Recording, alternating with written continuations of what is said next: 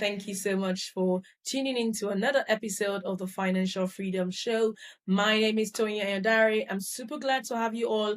And today we're going to be talking about something extremely important for your financial freedom. Now, let's delve right into this. We're talking about habits to build for your financial freedom, habits that would help you with your financial organization, and ultimately it would then obviously help with your financial freedom, because all we talk about here is financial freedom, how we can help you grow your finances, how we can make you that boss lady, how we can make you that to enhance all of the hidden gems that I know is in there. And a lot of times, a lot of us are crippled by our finances once we don't have it in place. So I want you to be able to go out there and fulfill your desires, fulfill your dreams once you know your finances are sorted. And I don't know if you've been there. I certainly have been there, where I couldn't as exactly dream. I put my dreams aside, I put my desires aside, everything that I've always wanted to do as a child, as an adult, as I've grown, and the things that I know God had placed on the inside of me I could do, but I had to put off shelf that aside, put it on the shelf. You almost forget it there, purely because the all that's on your mind is being able to pay the bills, being able to meet up your daily your daily expenses. And so for a lot of people, their dreams are forgotten, and you just don't do those things that you know you're created to actually do. So what I want to do, and what this show has been is committed to doing, is helping you unearth all of those desires and helping you on that path. And the best way to do that is to get you into financial freedom, allowing you to live the life that you've always dreamed of. So we're talking about the 5 habits to help you stay organized, to help you be financially organized, and obviously helping you on your path to financial freedom. Let's get right into it. The first one, which seems very obvious, right, is we're going to be talking about is budgeting and expense tracking. Now, I always say this: if you do not even know what you're spending, you don't know what's going in, or what's coming in, or what's going out, then really there is no financial freedom on the cards, honestly. And I personally fell foul of this at the beginning, because I just did not. I'm very good with numbers. I like numbers. I'll be very honest. I'm not the most organized naturally, so it takes an effort from me to actually make sure that I have everything in track. I'm very creative and all about moving all of those lifestyle. By the way, do you like this new background? If you've been watching any of our previous shows on any of the channels that you would have seen it, you would see that this is a different background for us. So, I mean, I just thought, I'll jump in front of the camera and I'll actually get you what you need. And you can see from here a little bit back, you can see what my workstation looks like. And I also stay organized by writing things on my board, just being able to actually be very productive on the go. Anyway, that's besides the point. We're talking about budgeting and expense tracking, right? So if you cannot track what's coming in or what's going out, then you are not you're not on your road to financial freedom at all. You need to know how much you spend, how much is going out, what's going out. Or now, I mean, you might be like me, who you're already good with your spending. You're very careful. You don't spend more than you earn already, and so there is tendencies that you just feel like, I really do not need to track anything. I'm very good with my spending. I don't just buy everything I see. And yes, whilst that's a good thing, you should still understand how much is going out, coming in every on a monthly basis, weekly basis, or whatever periodic time you want to know manages. Make it as clear, as little as possible, so that you're able to have an oversight. I mean, know what bills are going out, when they're going out. If you've got a mortgage, you've got a know how much it was. If you're paying rent, know when that's going out, what month that's going out, and be able to track your spend to make sure you know what you have enough in your account at every point in time. And guess what? There are I mean, we'll talk about it as well. It's very easy to track this thing. So make sure, if you've not been doing that today, make sure you then get into some form of tracking activity to make sure you know what is coming. You can budget for your all of those major expenses. There's some expenses that are there month upon month, so you should be able to budget for that, and then obviously have something for miscellaneous, because there are some expenses that will come on during the month that may not necessarily be part of your budget, but something that's also necessary for you to go ahead and do. So be able to make allowance for that as well. And also, because you of your if you do have some good budgeting mechanism, you also know if you have room or capacity to do any miscellaneous. And some months you may be able to say no, because you, I mean, or if for me to be able to, for example, you may say for me to be able to do this extra spend, which could help my business or whatever it is, I might have to do away without any takeouts this week, this month. And so those sort of things helps you know that, okay, I've spent a little bit more on this, so it means I cannot do too much of this, and then you can move your finances around. Guess what? No matter how much money you have, if you do not know how to sort of fit that jigsaw puzzle, knowing what's going where, then you're bound to sort of miss to mess up your finances. So that's the first thing. Budgeting is very, so make sure you create a budget, and there are loads of things out there that would help you so you can allocate your funds to the right expenses. Some expenses are I mean, your bills, for example, there's just no way around it. And obviously, one of the things I want you to then actually put into consideration is things like your savings, your investment. We need to start thinking about it and actually budgeting for it. Yeah, budgeting for actually spending on yourself as well, which might mean your personal development, your knowledge. So put something aside for that. Gone are the days. I mean, you cannot actually then not budget for those things anymore. It shouldn't just happen to be or whenever. Always have something put aside, even if you're not spending on it right now. Put aside something so when you actually need to spend on like your educational or your knowledge or personal growth or even just a relaxation time, it is something that you can easily go into that pot of money. So make sure you sort of do that. It's really, really important. And then obviously you want to categorize your expenses as well. Okay, so let's go into the rest thing. I mean, in terms of expense tracking, I need you to understand that you not only is expense tracking good for actually knowing what's going out when, it also helps you be able to track when money goes out of your account that you're not even aware of. I did all because I just remembered one of the people that I know close to home that wasn't good about the wasn't good with this is actually my husband Toby. And I remember once looking at his account, or we were looking at his account one, and we realized that there had been a standing order that or direct debit that had been taken from his account for quite a while, and he did not realize. Luckily, we were able to get it back. But the truth is, if you're not, I mean, it might be something really minute that you may not notice in your overall balance when it gets taken. And a lot of times, some of this fraudulent transactions, they take so little amount that you don't really notice that's gone out.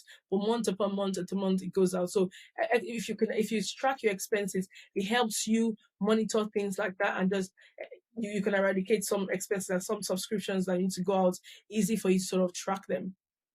So the other thing we need to talk about in terms of habits to actually help you grow and make you stay financially organized and ultimately financially free achieve your financial freedom is goal setting and planning. Effective goal setting cannot be overemphasized. Use the SMART measurement, which is the specific, measurable, achievable, relevant, and time bound. Use that mechanism to actually plan your financial goals, and so it can provide you direction and motivation towards staying true to your goals, right? So you want to be able to have that. I mean, you have like a short-term plan, a medium-term plan, a long-term financial goals of what you want to achieve.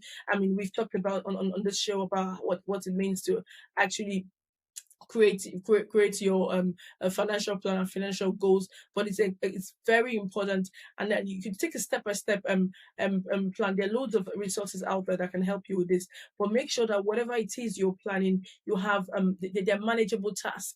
All right, manageable tasks, and set deadlines to track your progress. So I have a financial goal, for example. I was doing an interview with one of them with the new staff looking to get on board, and I asked the question, what would you like to do in 5 years time? And basically it was just all over. It's literally all over, and there was just no mechanism to what to achieve. And it's easy when you do that. I mean, obviously that was just, I'm talking about their career goals, but if the same thing with your financial goals, when anything goes, if you don't have a plan, anything would go, right? And you can't really tell yourself when you can't call yourself to order when you've not been you've not been performing, because really, what are you measuring your performance against when you have no clear guidance, no clear goals? So it's important to have a smart goal, a short-term goal, medium-term goal, and long-term goal. Please do not mistake having this goal as meaning that you have it obviously 100% has to be according to that plan. No, this is a goal. It doesn't necessarily mean that that's actually what exactly happens. Sometimes opportunities will come that would make you sort of tweak your goals. That's fine. It's your goalpost. You can move it wherever. But have something, a guideline that helps you measure what you're doing, so you can actually tell yourself, "Oh, I've not achieved this much this particular time." I mean, I personally was just thinking about, "Oh, Christmas is around the corner," and that sort of helped me rephrase my mind to think, "Okay, what have I done? What did I set myself to do? Set to do at the beginning of the year? How far away am I from that? How many months to the end of the year? How can I still bring whatever things I've not achieved? How can I bring that to plan?" And that brings me to the third habit I want you to actually have, which is the financial reviews. Again, like I said, what I was trying to do was trying to review. I did like a I would like to say more than midpoint review to say, what have I achieved? How long more have I got in this year? What else can I do? Yes, there might have been setbacks in this year, but how can I bring it back to plan if possible? And even if I don't bring it back to plan, how close to my plan can I get? Or can I actually surpass my plan? So all of those, again, the only reason why you can do all of that, or even have a financial review, is because you have actually set out time to have a financial goal in the first place, and then be able to review that. Regular reviewing of your goals, of your financial template, of your financial life is absolutely important. What are you doing well that you should continue to do well? What should you discontinue as well? What should you discontinue? How can you help yourself stay on track? What adjustments do you need to make? So schedule reviews. The same way I always talk about, and this is where I like the Icon business retreats that we normally do. Is like, set time aside to have a meeting with yourself. Or you are also lovely. If you're lucky enough to be able to come on to go on it, something like a business retreat or Icon. By the way, if you're something that you're interested in, send the word retreat to academy@iconrent.co.uk, and we'll tell you about the next one we have. But if you have lucky enough to be able to spend some time with like-minded business people, where you can actually sit around the table and have a discussion in a luxury location, whilst you're able to brainstorm and think about what the next phase would look like, then it even helps you to actually make sure. But it is something you need to prioritize as well. Prioritize those reviews. It shouldn't happen that, oh, it's just, we'll see when it happens, whenever I can do it. You need to have it scheduled in however works for you. You can actually do monthly, you can do quarterly, you can do yearly. It doesn't really matter. But make sure you have scheduled you scheduled regular review to review your progress, to ensure you're on track, and make sure everything sort of works for you in that regard. So very, very important. And then obviously with those reviews, you assess your financial goals, check what your expenditures are, what your investment performance are. So obviously, if you have savings and investment goals as well, just want to check how that's going to work for you, and set time to review your finances and make some necessary budget and expenses changes you need to do. Remember earlier I was saying about actually reviewing like your bank statement and seeing what subscriptions you can cancel. Yes, it might be £1 there, £3 there, seven. It all adds up. So what expenses have I had in the last, for example, 10 months that I've not necessarily what subscriptions have I had in the last few months that I've not actually used a lot of, and I can actually cancel. I recently cancelled something that had been there for long. I know I still need it, but I realized that I wasn't going to need it for the next 3 months, and I thought there was no wisdom in keeping something like that. Whereas when I actually when I would need it, then I would just probably need it for 1 month. So I cancelled it. And to be fair, again, I'll give you a good example here. This particular subscription I was paying £60 for, and yes, I had it for about. I've had it for quite a few months, but I literally in the last 3 months I realized that I had not used it a lot at all, and I know that I'm gonna need it in about 4 months. Definitely, I've got to use it. But my dilemma was: do I keep it for the one-off times in the next 2 to 3 months? I think it was actually 2 to 3 months. So I'm gonna definitely need it in 3 months. So do I keep it for the on and off 2 to 3 months, and I might need it? But definitely then sign up in the last month, or do I just self cancel? And the reason why I was at that dilemma was because I knew that I was keeping I had an old rate for what I had, and the new subscription rate was about £70. So obviously, if I continue on my old subscription, I can maintain that low rate. But if I actually cancel, then the next time I sign up, I'll get the old rate. And I initially was so I literally kept it for the last 2 months, just because I thought I didn't want to get the renew rate, and I know the off chance that I would possibly need it 1 or 2 times. And really, I knew I didn't have the capacity to use it for the next 2 months. And just because I want to save £10 a month, I'm then keeping it something else for £60. So just taking a step back, because I'd not thought about it all this while, so I didn't even think I didn't think too much about it. But when I sat down to think about it, I realized that, you know what, I was paying a lot more. So those reviews are really, really necessary, and it helps saves you a lot in the long run. So definitely do that. And during those reviews, be flexible, adapt if you need to, because it's really important with your financial planning and goals. So the fourth number fourth thing I want us to think about here is document organization and record keeping. For you to do all the three things I've talked about earlier, you have to be very good on recording and keeping everything organized. You can do loads of things online as well, but make sure that you are all of these things are easily accessible. I always recommend keeping things on the cloud, just making sure, because I'm all about being able to work anywhere you are. So if you build a system that works for you, and then obviously works with like your tax record, your bank statements, insurance policies, have a way you keep everything, and very easily investment statements, so you can actually access this easily. I recommend using digital storage spaces, but you don't have to. Whatever works for you. I know we're all different. I mean, I literally record even my ideas straight away on the go, because I know there's likelihood I could forget these things. So make sure you have that good record keeping and document management, and obviously, hey, don't be like me. Have good backup system, because I know a lot of us use our phones for a lot of things, and we use it for sort of security. But if you do not have a good security, now I first of use a VPN for my security to make sure when I'm sort of joining on Wi-Fi's or doing anything external, I'm protected. But also, what I did, and I learned the hard way with this, is making sure I back up my storage on my phone, because I know I store a lot of things, financial information. I just need to help myself stay organized, and I can't believe how cheap it is to actually get that, and yet I did not have it. And when I lost my last phone, I lost a lot of your contacts. I lost a lot of information, even pictures, things. I mean, memories that I created with my family, lost a lot of things. So please, please, please. I know this is not really about that, but please make sure you do get backup, and make sure your data is all secure. Lastly, the fifth one is automation and technology. All of the things I've mentioned to you might sound like, oh, it's a lot, but guess what? It's not. A lot of these things can be automated, and there is technology for almost everything. Make sure you leverage technology.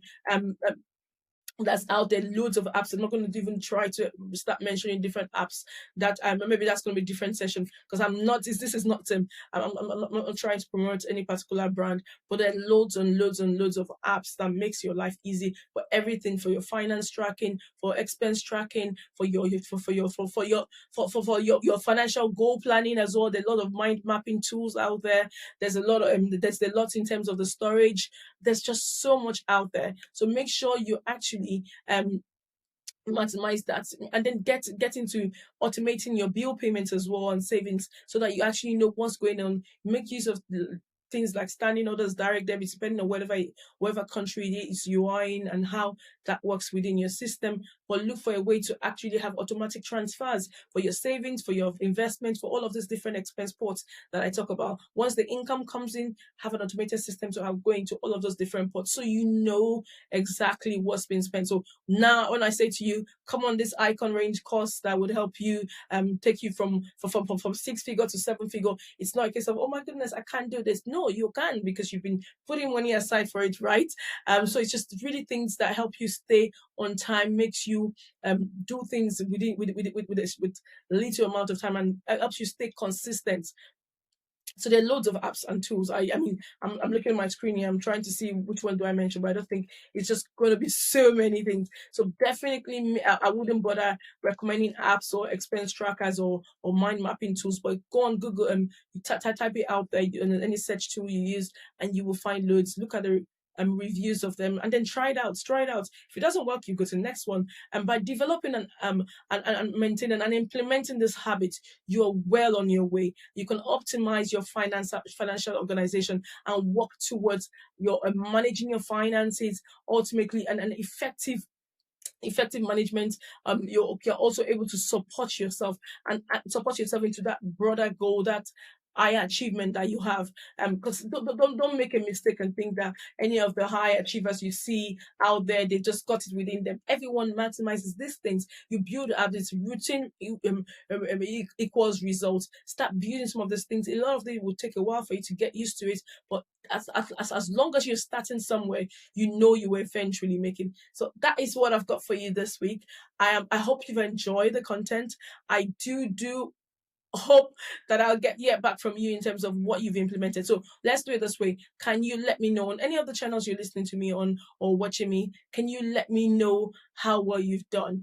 How well you've implemented, or what if there's any tool that you found that's been really good for you, let me know about them. I mean, some of them I can actually use myself or recommend to others. So let me know how much you found this information. Thank you so much. It's been Toyin, your favorite host on the Financial Freedom Now show. Until next time, I'll say God bless you and stay financially organized. Take care and thank you. God bless.